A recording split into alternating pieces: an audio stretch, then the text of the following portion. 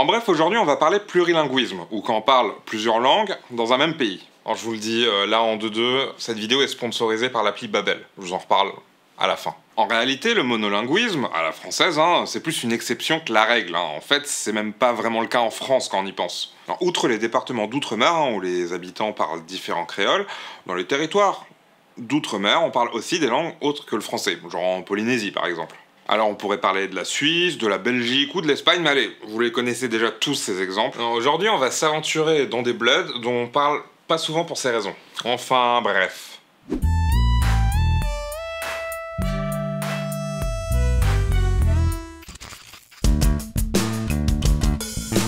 Alors on va commencer avec les États-Unis, qui ont toujours été un pays d'immigration. En dehors des 13 colonies fondées par les Britanniques, il y avait aussi des colonies espagnoles, allemandes, néerlandaises et françaises sur le territoire qui forment aujourd'hui les États-Unis d'Amérique. Les États-Unis d'Amérique. Petit récap rapide de l'histoire des États-Unis. Le territoire est peuplé depuis plus de 10 000 ans par plusieurs tribus amérindiennes, arrivées d'Asie par le détroit de Bering à l'époque où il était encore gelé. Après, c'est pas rien. Imagine faire 7000 bornes, à pied, dans la neige. Voilà. Puis, après quelques visites des Vikings et des tentatives d'installation ratées autour du XIe siècle, ce seront les Espagnols qui débarqueront. Et c'est à partir de là que commencera à s'écrire l'histoire des États-Unis qu'on connaît aujourd'hui. Et clairement, ça va être du grand n'importe quoi. Les Anglais, mais aussi les Espagnols, les Néerlandais et les Français vont commencer à s'installer un peu partout et établir des colonies. On retrouve encore des traces de cette époque dans le nom des bleds d'aujourd'hui. Tout le monde connaît l'exemple de New York, de la ville de York dans le nord de l'Angleterre, qui à la base s'appelait New Amsterdam, mais suffit de regarder tout le long de la côte est en fait. Et si vous allez en Louisiane, c'est le festival des noms de bleds en français, mais totalement prononcé à la zob.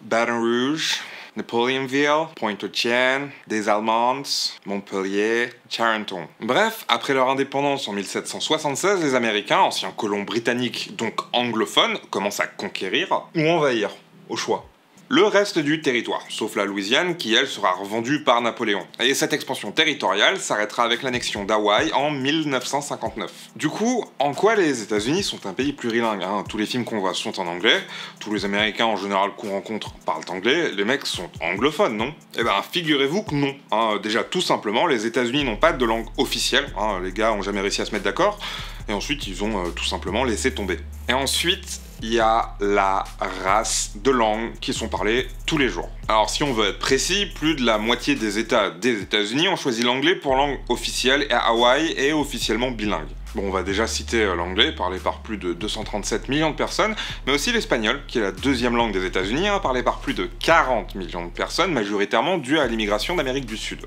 Il y a quelques États, notamment le Texas et le Nouveau-Mexique, où on trouve des panneaux bilingues, anglais-espagnol d'ailleurs. Mais on compte aussi le pidgin hawaïen, qui est plus un créole qu'un pidgin, mais bon, passons. Un pidgin, c'est quand deux locuteurs de langues différentes, ici l'anglais et l'hawaïen, une langue austronésienne, vont faire un espèce de gloubi-boulga de leurs langues respectives pour pouvoir se comprendre mutuellement.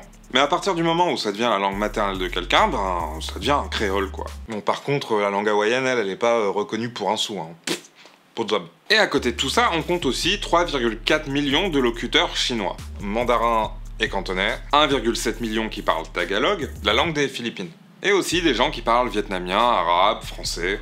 1,2 million de francophones quand même, coréen et encore plein d'autres langues. Et tout en bas de cette liste, on va trouver des locuteurs de langue amérindienne, comme le Navajo, parlé par un peu moins de 170 000 personnes, soit moins de locuteurs de langues comme le khmer ou l'italien aux États-Unis. Un beau bordel linguistique qui se tient plutôt bien, ma foi. Bref, pays suivant.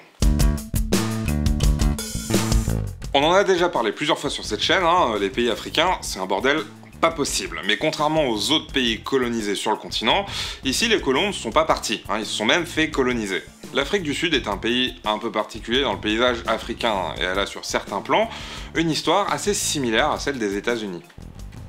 D'Amérique. États-Unis d'Amérique. Le bail avec l'Afrique du Sud, les gars ont vraiment pas été originaux avec le nom du pays, C'est que comme son nom l'indique, elle est située à la pointe sud de l'Afrique. Du coup, t'es obligé de passer par là si tu veux te rendre en bateau en Asie. Et c'est plutôt sympa comme coin pour faire une pause et te ravitailler. Les Portugais passeront par la Vitef, mais ce sont les Néerlandais qui s'installeront en premier et coloniseront bien comme il faut, esclavage, tout ça, puis viendront les Français qui se feront kicker par les Anglais. Les colons néerlandais, les bourses, sont toujours là, et certains ont même des envies d'indépendance. Alors, je vais très vite, le but c'est pas de faire une vidéo sur l'histoire d'Afrique du Sud. Bref, on se retrouve avec 12 000 populations qui parlent des langues différentes, on compte 11 langues officielles. Tout le monde sait que le pays est anglophone, c'est la langue de l'administration, du gouvernement, des médias, alors qu'en vrai, l'anglais est la 4e langue la plus parlée du pays, par environ 9,6% de la population. Petit restant du passé colonial, on va dire, et juste devant l'anglais, à la 3e place, on trouve un autre vestige du passé colonial du pays, l'Afrikaans. L'Afrikaans, c'est un peu le québécois sud-africain. Parlé par 13,5% de la population, en gros c'est le néerlandais parlé par les colons néerlandais, donc arrivé au XVIe siècle, qui a continué à faire ses bails dans son coin en empruntant des mots aux autres langues du coin. Les deux langues sont mutuellement compréhensibles encore aujourd'hui, mais comme avec le québécois, il y a des expressions et des tournures de phrases qui peuvent parfois paraître chelous pour un locuteur européen. Hallo, ik is Steven, ik probeer Afrikaans praat. Hallo, ik ben Steven, ik probeer Nederlands te spreken. Slecht. Voilà, ça c'était pour les deux langues européennes. Mais la première langue du pays, c'est le zoulou, qui est une langue bantoue, un des principaux groupes linguistiques d'Afrique, qui comporte des centaines de langues et dialectes parlés du Cameroun à l'Afrique du Sud. Le zoulou est parlé par plus de 22% de la population, mais n'est pas vraiment utilisé dans des contextes officiels, colonisation, apartheid, tout ça. Sanibona, uma ukhulele eningizimu Afrika, uphoqelekile ukuba ufunde ilimi. Ensuite vient le Xhosa, qui, comme vous pouvez l'entendre, est une langue à clic. C'est-à-dire que ce genre de sons sont également des phonèmes, au même titre que les voyelles et les consonnes. Et ça, en Afrique, t'en as tout un tas de langues comme ça. Molweni, ndingumXhosa qho. Igama lam nguZoliswa, ndizalwa kwaSitsumo. Et il reste encore 7 langues officielles, mais il y en a plus d'une vingtaine d'autres, africaines, mais aussi indiennes, à cause d'une grande vague d'immigration de travailleurs indiens au début du XXe siècle. Ces deux exemples illustrent bien ces pays qui ont une histoire pas si éloignée que ça, née de la colonisation, de gros patchwork de cultures d'un peu partout dans le monde, patchwork qu'on retrouve dans les différentes langues parlées sur place. Bon, plus en Afrique du Sud qu'aux États-Unis, on va pas se mentir. Et le fait de parler plusieurs langues à grande échelle dans un pays, c'est pas rare, c'est même la norme en fait. Norme à laquelle la France fait relativement exception, de par son histoire. Alors cette vidéo est ultra frustrante, si ça tenait qu'à moi elle durerait 2 heures, et je pense faire des vidéos individuelles pour parler plus en détail de ces deux pays, et bien d'autres encore en fait. Bon, maintenant du coup, c'est l'instant pub. Parce que cette vidéo parle de langue, et justement elle est sponsorisée par l'application Babel, qui est une appli qui permet d'apprendre des langues. Alors apprendre, vous initier, vous serez pas bilingue en 2 semaines non plus. Alors le bas ici, c'est que contrairement aux cours qu'on scoltine en général, l'accent est mis sur les conversations de la vie de tous les jours. Il y a déjà 14 langues disponibles et vous pouvez bosser ça pépouze à votre rythme en faisant des petites leçons de 15 minutes par jour. Vous pouvez télécharger les leçons, histoire de pas sucrer tout votre data, et surtout, c'est pas que de l'écrit. Toutes les leçons comportent des exercices audio, où vous pouvez bosser votre compréhension, mais aussi votre prononciation.